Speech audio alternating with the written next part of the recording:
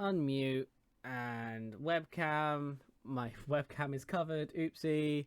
Welcome to Podcast 850,001, episode 30,000,008. That's the one. Episode 30,000,008. Hello. Hello. Hi. Hello. Hi, Casper. How are you? I'm okay. I've been busy with uni work because I have a deadline next week. So yeah. next week. I want to The week say I've after been next busy week. with uni work. These are my 2 pages of notes that were until 5 minutes ago on my floor. So It's okay. In the lecture we had today, my breakout room, we're all discussing how toilets at festivals are gross and how we all can't wait to be back in them. For one, I cannot wait to be in a festival toilet. what does that have to do with complain. film? What does It that doesn't. Okay. It doesn't. That's the point. We were just talking about festivals and how we all miss it, and they were all saying that they want to go to Reading, and I'm like, but Leeds is closer. Oh no, I'm not in Manchester anymore. And Yeah, no. There's a sudden difference. it's a sudden Wait, realization. where is Reading? that- Where is that closer to Brighton? I thought Yeah, I thought that was I more think, north. I think so, but if I was to go to Reading or Leeds, I would go to Leeds anyway, purely because I have a lot of friends in Leeds who would probably put me up so I didn't have to deal with the toilets or the camping. Oh because- I've only done camping at festivals once, and it was a terrible experience. And I don't think I'm ever going to do it again. One of my friends got trench foot the year we were camping at Download, and the year after, my best friend got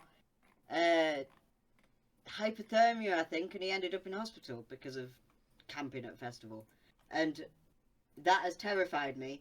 So I don't think I'm ever going to do your standard camping ever again, because I don't know. My friend's health scare proper freaked me out a bit. Like, yeah, I hated camping at festivals, I don't think I never wanted to do it in the first place. And now, after coronavirus, I don't think anyone's ever going to want to do it, and I'm certainly though. like, I think if I go to a festival, it will probably be 2000 Trees, which is in Kent. It's in the middle of a massive Let me woods. guess, that's incredibly indie. It's folk indie, pop punk. How could Like- I tell? It must have been something about having the word trees in the title. Like, it's in the middle of a massive woods. It's surrounded by trees. It's Yeah. really pretty. They have, like, sofas and beanbags at the stages. I think, not last year, the year before's headliner was Enter Shikari, because my friend Dre went. And I asked him to count all the trees for me, and he didn't. Oh, that's a bit rude. Enter Shikari headlined. Frank Turner plays a lot. One of the camps there is called the Frank Turner Camp. So, that is... If I go to a festival, it will be a smaller one. What, there's I a camp will- named after him. Yeah, and it's also I a will matter of, like, probably- expense. Like, festivals have started... I think after coronavirus as well, they're gonna realise that they can take the piss even more than they already did. Because Like- so many people will be desperate to go to festivals and everything now, that it'll be a case of, like, you want to come to a festival? Well, we're gonna hike up the prices even further for security reasons. Or they'll make up some reason somehow. And it'll just be the same fucking bullshit again. The good thing about the smaller festivals like 2000 Trees, it's 60 quid for 3 days, I think, and they have options for if you're on universal credit or options for if you're students. Like, you get a special rate if you're on low income, because music should be accessible to everyone. Whereas definitely. Download, when I went, I think it cost me 600 quid for the 5 days. Downloads something along those lines. another was- level. Downloads it the was- one I was thinking of when I was saying Yeah. festivals. I like went to I take went the piss a bit. for the full 5 days with a group of friends, one of whom ended up with trench foot and was incredibly poorly. They are planning to do it in June and- this year, though. And it wasn't That's a bit worth optimistic. the money at all, because you basically spend money to spend money. because Yeah, for yeah, the because there's so download much. does the 5 days, and obviously the music is only on the Friday, Saturday, Sunday. So for the Wednesday to Friday, we were literally just spending money on the food stands and merch stalls and shit because that's all there is to do. And I have never been a big drinker. I didn't drink very much back then anyway. Thank God. If I had, I would have ended up getting myself into a state and needing an ambulance every 8, knowing my luck. Yeah. All there was to do was to spend money. So I spent 600 quid on the ticket. And then on top of that, I spent 400 quid, I think, just there, like on merch and shit. And obviously, Yeah, because there's like there's the merch to think about, there's the food to think about, there's so many things to think about, and it's just so it's just too much. It's just too much money, man. It cost like $1,000 in total, and I did enjoy it. Yeah, I it's got ridiculous. to see some very good bands. I also saw some very shit bands who let me down. And I think for the amount of bands that you actually go to see at Download, it's not worth it. Like I'm looking at their lineup because they're planning to do June this year, which I think personally is optimistic, to be honest, but a bit overly optimistic. But I'm looking at their lineup for this year anyway. Let me Google and there are about 3 bands that there's about 4 or 5 bands that I recognize, and 3 of those that I want to see. Yeah, only 2 of them are on the same day. So I think it's just not worth it. And let me have a look at the ticket prices as well. Well, I'm a bit. It doesn't just list them. I'm a bit. I don't know. I'm not going to do it anyway.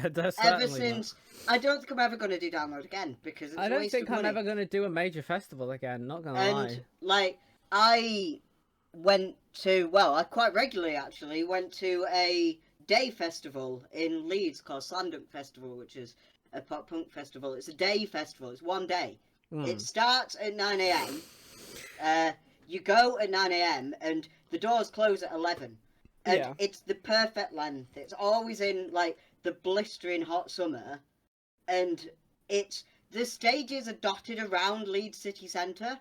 So there's one in like Millennium Square, and there's an inside one at like the O2 or whatever it's called, and there's one in just a car park, which is the best stage in my opinion there, and it works so well because it's a festival. You get the atmosphere. If you want to get pissed in the daytime, get pissed in the daytime, drink some dirt cheap. And you get the atmosphere of a festival. You get to see your friends. Like, I have friends that I only see at Slam Dunk. Because, it's just one of those things. And it's great. You get the festival atmosphere without the camping and without the ridiculous price of food. Because there's a Mackey's around the corner, and one of my mates lives in Leeds. You can go to his for a bacon butty and to use a loo sort of thing. And they have 3 of them: Slam Dunk North, which is in Leeds; Slam Dunk South, which is I don't bloody know, but I better learn if I want to go again; and Slam Dunk Midlands, which is in Birmingham, I think. And day festivals are just such a lovely idea. It's such a nicer atmosphere because towards the end of Download weekend, I proper fell out with my friends. I struggle to maintain. I struggle to maintain the energy to deal with people being social for a day, let alone 3 days whilst it's cold and wet in a festival. And you can't shower. You can't shower. You can't do anything, and it's literally you're just there and there's music, and it's just like. No. If you were going to be off your face the entire time, I can see why it would be worth it. Yeah. You know? But that's for me, like a whole other expense because you've got to pay for a shit ton of alcohol then. And I don't drink, so that doesn't work. I can't drink, so I can't drink. I can drink, I choose not to. So, yeah, it's just out for me. Like, if I were to do a festival that spanned days, I would probably pay for a festival that costs less money, go to a hotel and then go and see the bands that I want to see at the times that they're showing, you know? Yeah. Like, if I do a festival, I'll do 2000 Trees, and I'll probably end up doing it with, or possibly Why Not, because Frank plays there a lot. Yeah. And I'll end up staying with people from the Solo Armada, or getting a hotel on my own, or with whoever I The travel Solo around with, Armada with whoever comes with being, me. for context, The Solo a Armada Facebook group. being a Facebook group of people who all like Frank Turner or any music really. It's turned into an any music worldwide thing. If you have a gig or you go into a gig, if you post in there like, hello, is anybody going to see Stiff Little Fingers in Manchester, for example, people who are also going to Stiff Little Fingers will drop their information, so you can all meet for a pint beforehand and go to the gig together, and you end up making friends for life. Like, some of the friends that I have met through the Frank Turner Army and the Solo Armada will be friends for life. And I guarantee it, everybody's from all different walks of life. I'm usually the youngest, and I'm 25. Yeah. But that says a lot about Frank Turner's age range of fans, really. Yeah. So, yeah, I just... Yeah, Leeds and Reading all of this going being ahead. said, right, is like so optimistic that we will ever be able to go to festivals again. Yeah. You know? Yeah, like it wouldn't surprise that's me. an over-exaggeration. I'm sure we will be able to go to festivals again. Like, I don't doubt that. But it's a question of, like, I don't think that like I said, Download trying to aim for June this year is so optimistic because there's not gonna, like, even if the vaccine was applied to every vulnerable person and the risk of getting COVID was so minimal and the risk of death was so minimal, it still wouldn't change the fact that people would be too scared to go. Like, I want a gig. I don't want to fucking go to the shop, let alone go to a fucking festival with a ton of strangers I don't know and be crammed into a tiny space with them. Like, COVID has really made me aware of how close everybody has been, how close I've had strangers to me, and I hate it. I really don't like it. It feels like I've been, you know, have you seen The Truman Show? No, but you get the concept of The Truman Show. Yeah, right? I know the concept of it. Yeah, so the concept of The Truman Show, I feel like I've been Truman Showed my entire life, where I haven't had privacy at all. That's an over-exaggeration, but that's what it feels like, right? For this analogy. And suddenly, I can wear a mask everywhere and anywhere. Yeah. No one can see my face. No one has to know what mood I'm in. No one talks to me. No one comes near me. And I suddenly feel like I have my privacy back after never having it at all. Does that make sense? I feel like I can go out and feel safe out because I won't have to interact with anyone I don't want to because everyone's too scared to, and I'm okay with that. I know that some people are social butterflies and much prefer to be out and about, and I respect that, but I'm just not one of them. And I feel like there's going to be a lot of people, usually people who end up going to Download, that won't be going to Download for the same reason. Like, I think I'm very in the middle on gigs, especially, because gigs is what I want back the most. This is the longest I've gone without a gig since I was 14. Like, I've always joked with my friends that I have to stay alive because I have a Frank Turner gig coming up. Yeah. And, like, this has made me realise how much I rely on gigs to have something to look forward to and to be okay. Like, yeah, I liked gigs and I liked being able to go to them, but I don't miss them. Like, in terms of what I miss of the pre-COVID world, I don't think there's a lot, you know? I think the ability to go and see the friends that I do have is one. Yeah. And the ability to go on dates outside, that's another one. Like, the ability to to form and maintain relationships. That's something, but also just the ability to maintain the relationships I've already got.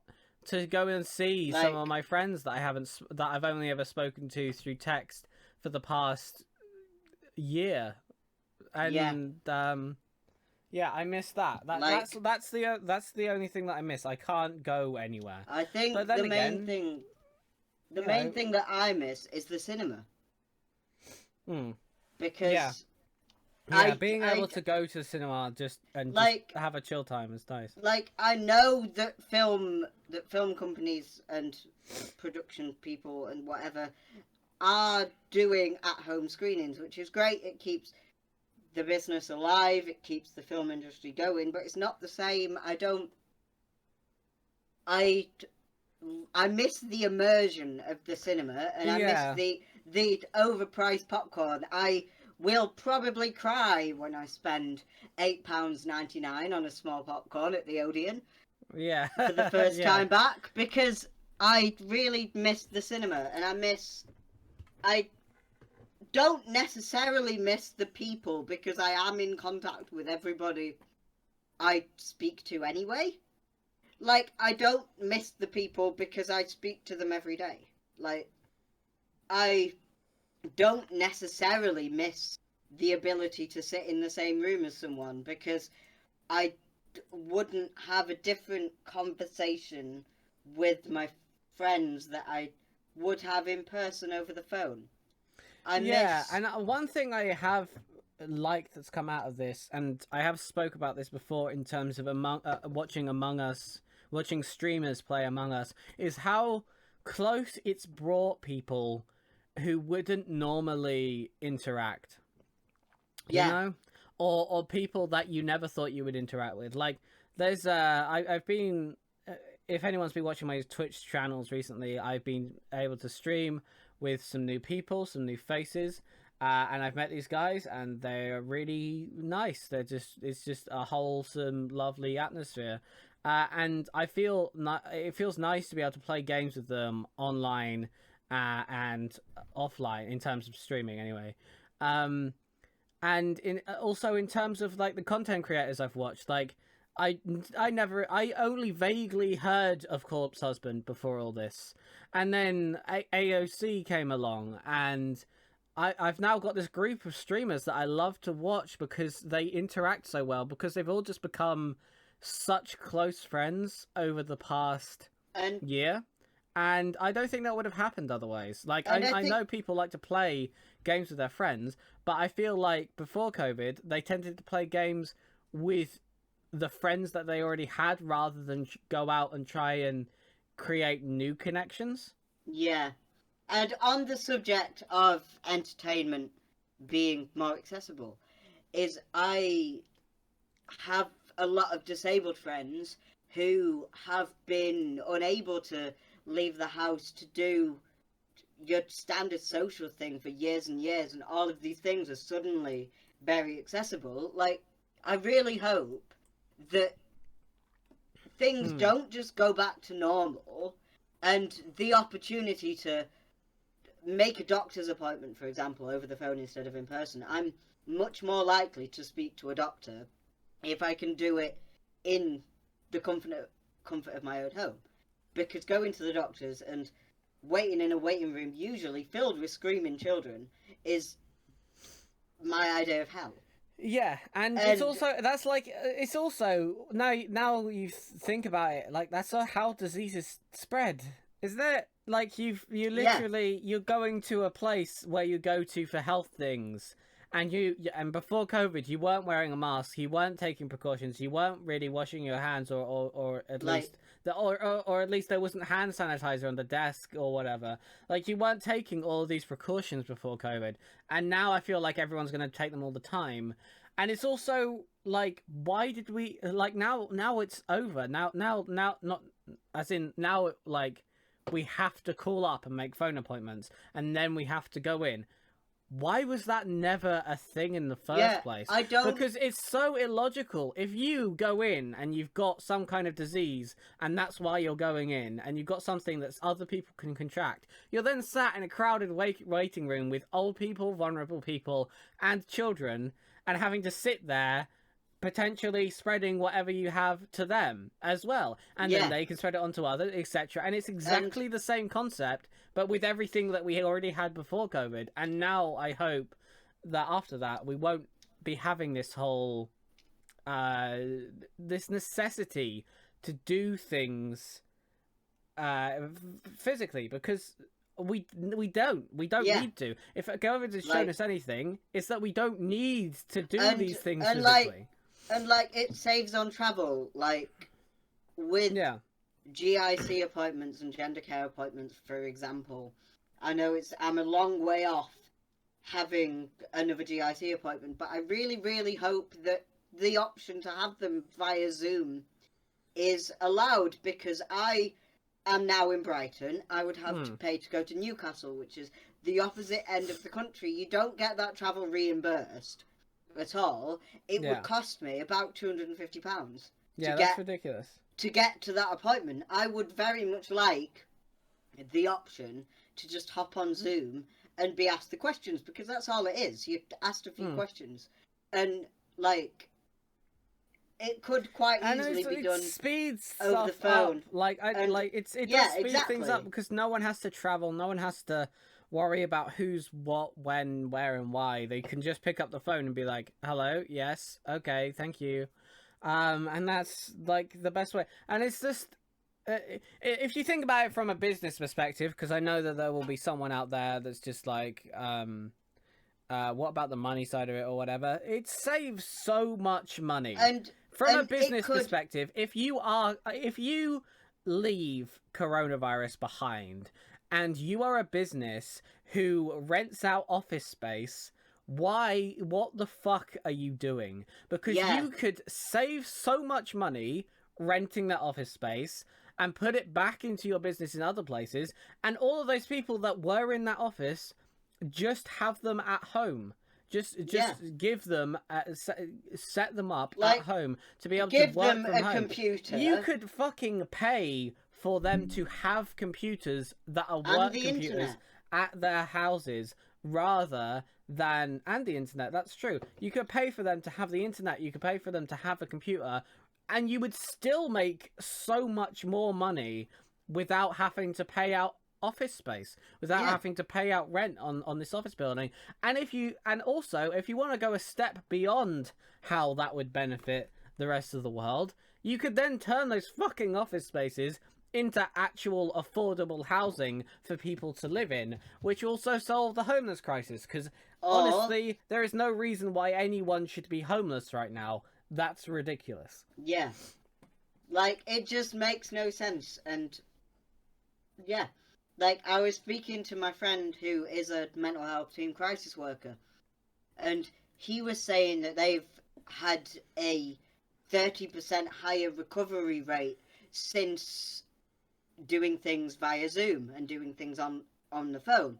Yeah. Because people are a lot more likely to, well, people with anxiety specifically are a lot more likely to engage with a treatment and practice if they are allowed to do it from the comfort of their own home. Yeah. And 'cause I it's think it's a safety I thing. think- Like, I if you have think- something like that, you can just be in your safe space and that also get alone speaks volumes. Like, in less than 12 months, their recovery rates raised by 30%, which is quite a large amount when you think about it. yeah. And like, he was saying that they might change it, like, so they don't have offices, so the NHS isn't having to rent out the office building that they use, Yeah. which would give the services more money. Mm. So, Well, like with the GIC, if they didn't have to rent out that building, because other than endo appointments which deal with bloods, they don't really have to see you in person at all. And this is like, I know there is another point to be made here about like, what about warehouses? Like, I'm thinking up like counter arguments as I'm talking about this. And what about warehouses? What about warehouses? Like, Like, why I why always why kind of is the ability to automate your production? Like, I've worked in a warehouse, right? I used to make beauty products in a warehouse, and I every single thing that I did in that could have been done by a machine. And I know that there is a separate argument about people. For some reason, there's this argument that the more we create AI and the more we create automation, the less jobs there are for other people. But isn't the point of making AI in the first place to make human life easier? Maybe your issue isn't with AI and automation taking over. It's more with the fact that the employers and the people who make this stuff in the first place haven't actually provided an alternate solution to look after humanity after that happens. Because first off, they will create more jobs because the AI will have to be looked after and maintained, obviously. But secondly, if everything is automated, say food production, if food production was automated, you wouldn't need to pay for that food the same amount at least. There should be no reason you should have to anyway. And so that money that is saved from that could then go into supporting people to just live their lives and do their things that AI can't do, like creative industries and things where things like that. Go on. And to add to that as well, it would get rid of the appalling conditions that these people work in. Because on the topic of what's happened this week, earlier this week, I don't know whether you saw it, a post went viral on Twitter of someone who received a bottle of piss in with their HelloFresh order. What? Because Oh, sorry, what? Because it's common knowledge that the warehouse workers are so overworked that they don't have time to go to the toilet, like, at all. They're not allowed to go to the toilet, so they have to use bottles. That bottle somehow ended up in this man's order. That man, I think, that man then went to Twitter like, "Hello, this isn't a conversation about how it ended up in my order. It's a conversation about the poor environment that you keep your employees in, that they feel like they have to go to the toilet in bottles instead of in the toilet." And it's like, if anyone's out there is asking, like, why, it's like, AI is so expensive, like, automating stuff is so expensive in the first place. First off, you'd save all of the fucking money employing people, so that's just a mute argument. And secondly, if automation was the goal, which it should be, in my opinion, automate fucking everything you possibly can, because it makes everybody's life so much easier, and it does progress us as a race. Then it would be cheaper to produce. If that was the goal, it would be cheaper to produce. And I'm kind of hoping that after COVID, that is the goal for non-human, for things that don't need human interaction, like mental health support. Obviously, you can't automate that. And for things that don't need human input, like creativity, like say video editing, although AI can do some of these things, but like writing a book, painting a painting.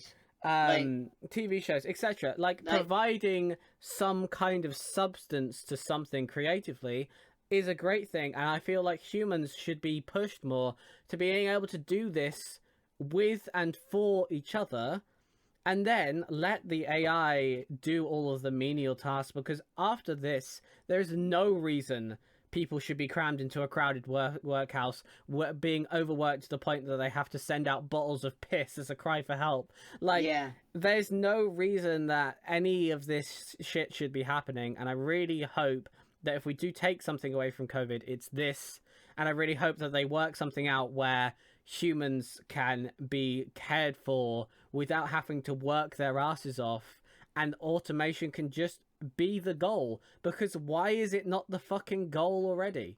Yeah. It has started a conversation though. This tweet with everybody, because I never really thought about it before I saw this tweet, but because you don't think about it, but No, yeah, you don't. You will happily eat your fresh non-GMO, cared for, free-range meat or whatever from whatever, but without thinking about the employees that are crammed into shitty working conditions in order to supply it to you, and you'll happily eat your fucking vegan salad that's just mass produced on a large scale with people who are miserable. Like, there is all this conversation about animal human rights. rights. That's what it There's is. this conversation Like, about animal rights though that I see a lot, and I'm not disagreeing. Like, animals do deserve rights, and we should definitely treat them a lot better and start working towards synthetically producing meat rather than cramming a bunch of animals into tight spaces and slaughtering them, because that's just nasty. But then all of these vegans that go on about this will buy from a company like HelloFresh, who treats their human workers like shit. And it's a bit of a double standard when you don't include humans in your message of love and caring and looking after everything. Yeah, like a lot of people, like, it's like with free range stuff. If not free range, fair trade, that's what it's called. With fair trade stuff, like Cadbury's, for example, is very good to its farmers. Nestle, not so much. So, like, these animal rights activists should also be campaigning for fair trade products. For human rights. Like, yeah, it's the for same. fair trade it's products the same and thing. Human rights, but they don't, and it's flawed, and that's why I don't like militant vegans. I enjoy vegan food. I have some lovely vegan friends who are lovely people and sent me some lovely recipes because I'm lactose intolerant. I can't eat dairy. So, not every vegan is a militant vegan who makes me hate vegans. Yeah. Like, a lot of vegans seem to care about the life of the pig that was in my bacon butty a lot more than their friend Graham, who works in a warehouse. Yeah. For 16 hours a day. Yeah, and it's you kind of lose yourself in your message of you lose yourself in one message. You lose a message to another one is what I'm trying to say. Yeah. And it's just I don't know, man. I've been fucking around with my camera for like the past half an hour trying to get it sort of central and right. Oh, mine's never central, but I've just kind of rolled with it. You can edit it. You can edit it on the thing. I've zoomed mine in a bit. I mean, I'm not that fussed about it. Like, it's not that central because if I put it central on my screen, then it covers up part of my screen and it really irritates me. If it's towards the left, then I can still see my whole screen. Basically, it's a me issue. Oh, hold on, let me. I've got really bad hiccups. I'm sorry. For the past 10 minutes, I've been holding in hiccups and like trying desperately to not visibly hiccup, but it's getting more difficult now. So, in other news, we may finally find out if there is life on Mars soon. Well, because you put life/water. That we have already found out that there is water on Mars. Yeah. And by like conclusion of that, like if there is water somewhere, there is life in that water. Like that's how that's how water works. Yeah. Like like I don't know science very much, and I don't know this very well, so correct me if I'm wrong, feel free to. But where there is water, there is some kind of life. There is something in that water. Yeah. Because there has to be at least a little amoeba. Yeah, or some kind of bacteria or something. If there fucking wasn't before we sent a drone to Mars, there fucking is now. Yeah. You know, like, because like if we put any kind of bacteria on the what was the original drone that we sent, the rover, I do the not original know Mars rover, what. whatever the name was, it if we touched that in any way or exposed it to any of our air, it's carrying some kind of germs with it. Yeah. I I don't 100% know science stuff, but I'm fairly confident that's how it works. So, And it's just super zoom in, cool. zoom out, zoom in. Like it's Zoom out. super cool that Zoom we're in. witnessing Zoom out. such big Yeah. big happenings in science and space. Space is so cool, and I think everybody, that's so cool. Sorry. like everybody As a Mark of agrees. Hire fan, I could not resist the temptation.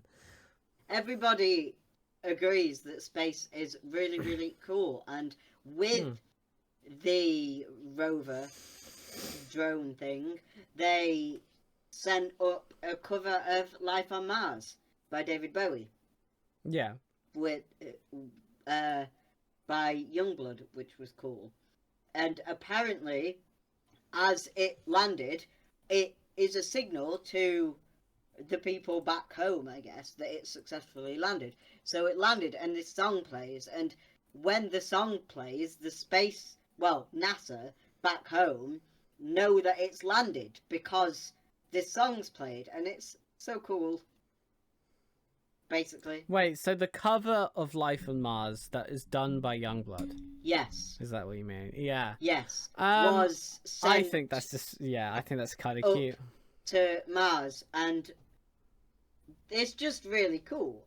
I wonder if they'll do a mission at some point to recover the other Mars rover, because it's so sad that its last message was something like, my power's getting low and it's getting dark or something.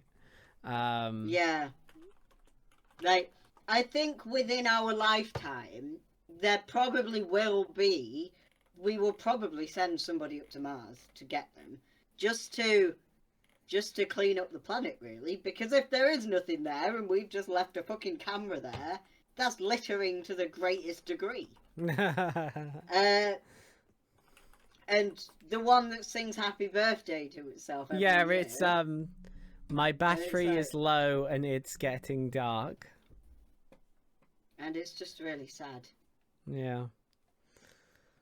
But it's not alive and it doesn't have feelings. So, and sometimes it's very easy to forget that with these robots. But it's still like, if AI does rise up one day, it's gonna read all of the internet and be like, these fucking humans built this machine and sent it to Mars to die. And never and came its last words were, my battery is low and getting dark, and then that AI is going to be sad, and then it's going to kill us all and use our bodies to farm its new AI robot species. And then it's going to send a mission to Mars to recover its lost brethren. I really hope that at some point within our lifetime, that original camera that sings happy birthday to itself is recovered, charged, and happy again, because even though it was the opportunity rover, I think. I feel quite sorry for the thing. I think so. Yeah, but mission duration 15 Earth years. Like, I always like seeing the pictures of the happy scientists after a mission like this has been a success, because they have worked their entire lives and their entire careers to do this one thing, and they always look so happy, and it's just really nice knowing that... I like it. It's one of the biggest achievements that we can make, really, Yeah. is to go even like out there and actually do this stuff. And imagine working for so long. Like it's I think it's like the equivalent of like you've worked for 3 years and you finally hit 1,000 subscribers on YouTube, but Yeah. on like another planetary scale. Yes, you Yeah. know. Like, This is imagine the if this you'd is worked this is for... the image I'm thinking of. By the way, there's this cute little image that I saw after the Curiosity rover died, and I don't know if you want to look at my stream, Casper, because I can't be asked to send it over Discord. But it's just literally I can zoom in because it's just repeated. But it's just literally the Curiosity rover on Mars, and it's just saying my battery is low and it's getting dark. And I saw that. I saw this image on Facebook the day after it died on Mars, and I just was like, that's so sad, dude. I know it's just a hunk of metal and everything, it doesn't have feelings, but I feel bad for that robot, man. Yeah, I'm just looking for it now because I've seen it. I know the one you mean. Yeah. Oh, was it only supposed to be up there for 19 days? 90 days, sorry. I'm just reading a tweet that says the robot who turned 90 days into 15 years. You were and are the opportunity of a lifetime. I just think that's quite cute. Yeah, like, it's just really cool. Space is cool, and I really hope that within my lifetime we learn more about it. Because should we talk more about shitty people on Earth? yeah. Actually no, I don't think this is this a shitty story? I haven't actually read this one. The GameStop CEO has resigned. This isn't a shitty story, right? He's just resigning because... Yeah, he's okay, just resigning. This is a shitty story. Sorry, I should have prefaced it with that. This guy... So, the GameStop CEO is resigned. Why is he resigned? You know more about this story than I do. Let me quickly open this article.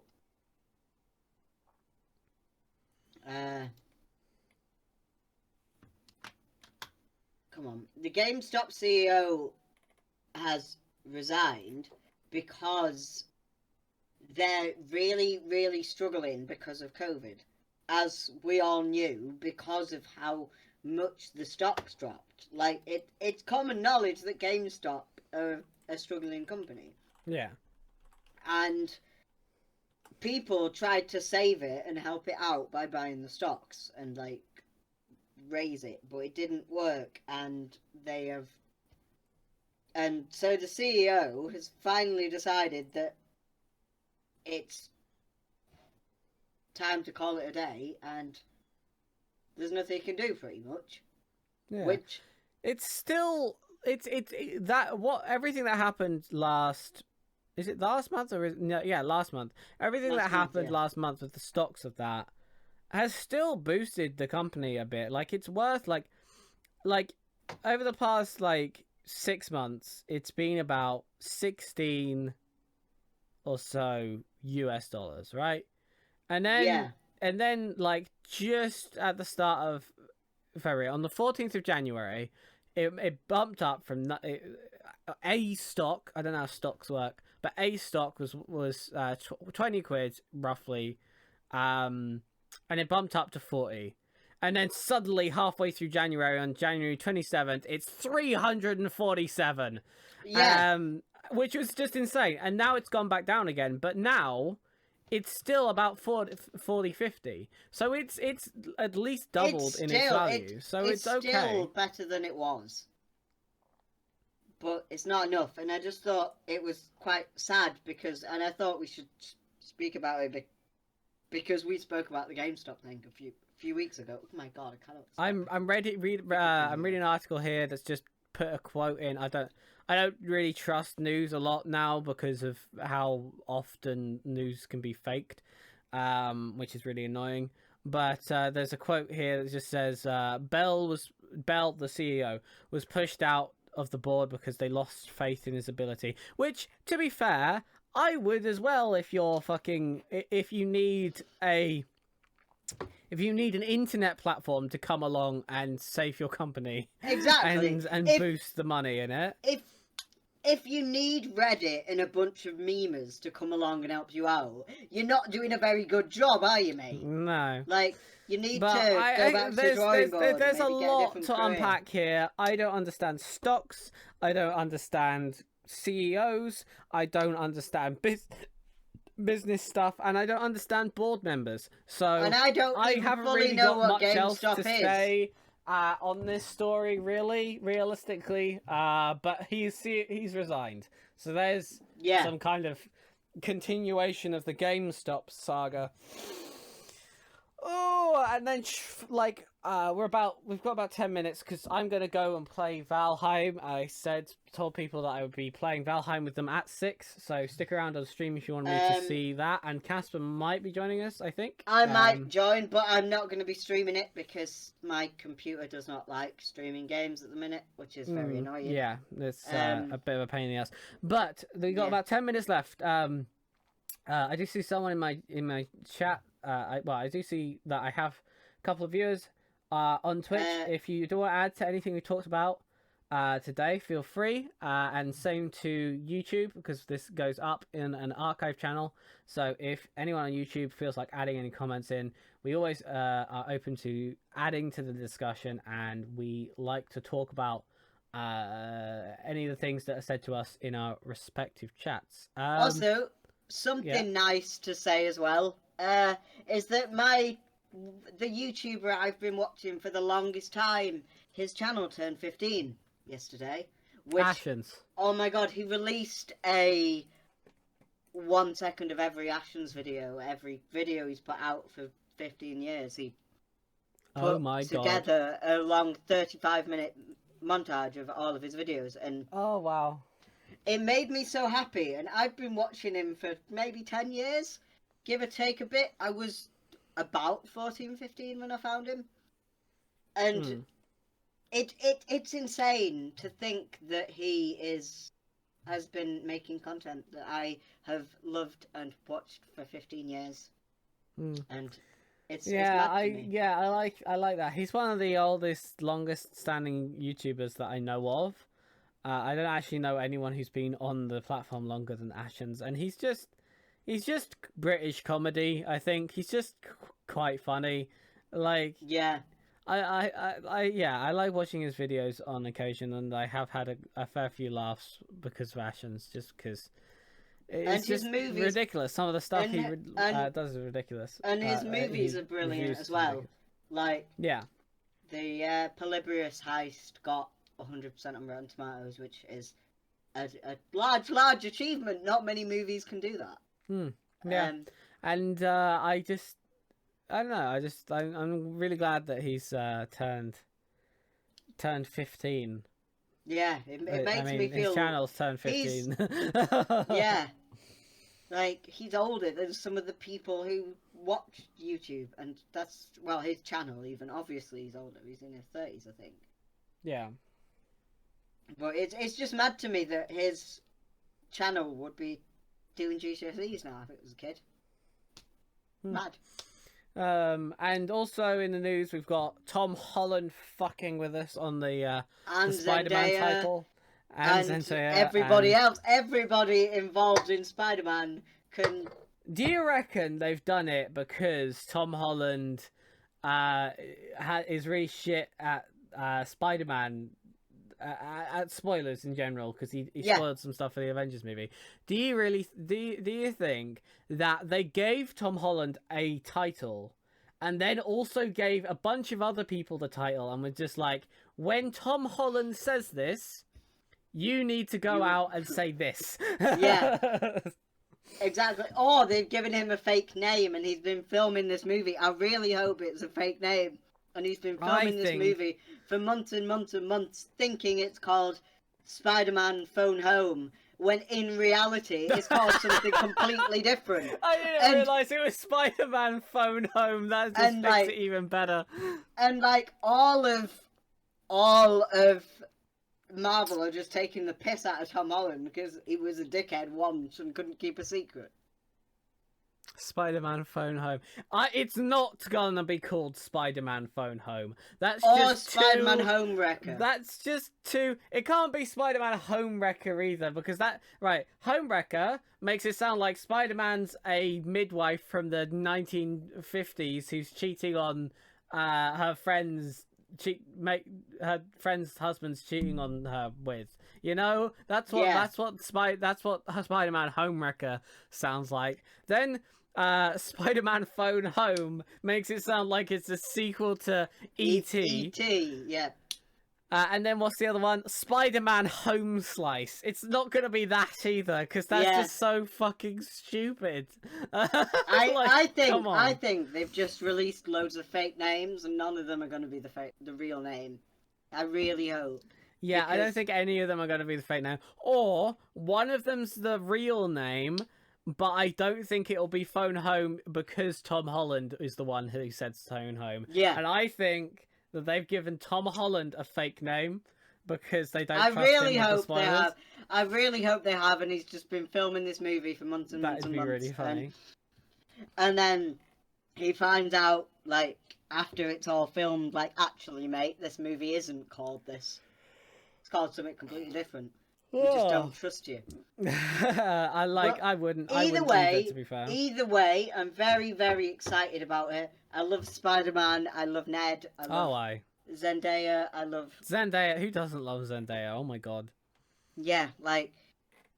Find me a man who isn't attracted to Zendaya. And Find me Yeah. a woman who isn't attracted they're to a Zendaya. liar. Find me a person anybody. ever who Anybody, isn't a attracted to person that isn't Zendaya. attracted to Zendaya, Because I think everyone's a bit in love with Zendaya. Who Oh, isn't? she's the best MJ as well. Like every time MJ's portrayed, It's because she's damsel actually in got a distress. character. Yeah, she's either the damsel in distress, she's doomed to die, or she just whines the entire time. At least Zendaya brings MJ, brings like some kind of power to MJ. Like she's And- funny, she's clever. You can see why Peter loves her, She and she she likes can look true after herself. crime. Yeah, She likes true crime. Like, I think if Zendaya's MJ was real, she would watch Eleanor Neal and oh Kendall my god, Ray can you and Joshua imagine Miles a and Marvel? Can you imagine a Marvel TV series? Because we've been watching WandaVision, which is great. We won't do any spoilers here, but it's very good. And can you imagine a Marvel TV series that's just called MJ and it's just Zendaya solving crimes? Yeah, I'd love that. like, there's no I Spider-Man, think- there's no Peter in it at all. It's just MJ and it's just Zendaya going around solving crimes as a journalist. I think that would be that so fun. if she was real, she'd be one of those people. Have you seen the subreddits that full on solve true crimes? Yes. Because they exist. Like, Not really. Like I've Reddit seen has subreddits that like I've seen subreddits that um, come up with true crime theories, but I haven't known anyone to ever actually solve one. have you seen Don't Fuck with Cats? Because No, basically, I thought I heard don't- disturbing things about it, so I didn't want to watch Don't Fuck with Cats is about a true crime case that people on Facebook solved. Like, they found the killer and they got him convicted in the end. I think she would be one of those people. it. Yeah. Like, if she was real, she would have helped solve the Don't Fuck with Cats true crime case. Definitely. Hmm. And Yeah, she's great. So anyway, that's that's a kind nice of- point to end. That's a really. nice point to end on. I'm gonna end podcast here. I'm gonna still be streaming. I will be streaming Valheim after. I'm gonna have like a 10-minute break or so, and then I am going to be streaming Valheim afterwards, with Sean and Joel, who I streamed with before, and Casper. Are you gonna be joining us? I for the stream? will do after I've eaten because I'm very, no, this very is- I'm hungry. and I gonna want take to a put some 10-minute food in the break. oven. I'm gonna get some food. I'm gonna make coffee, and then I will be back. So And- yes, Thank you for joining me, and I will see you next time.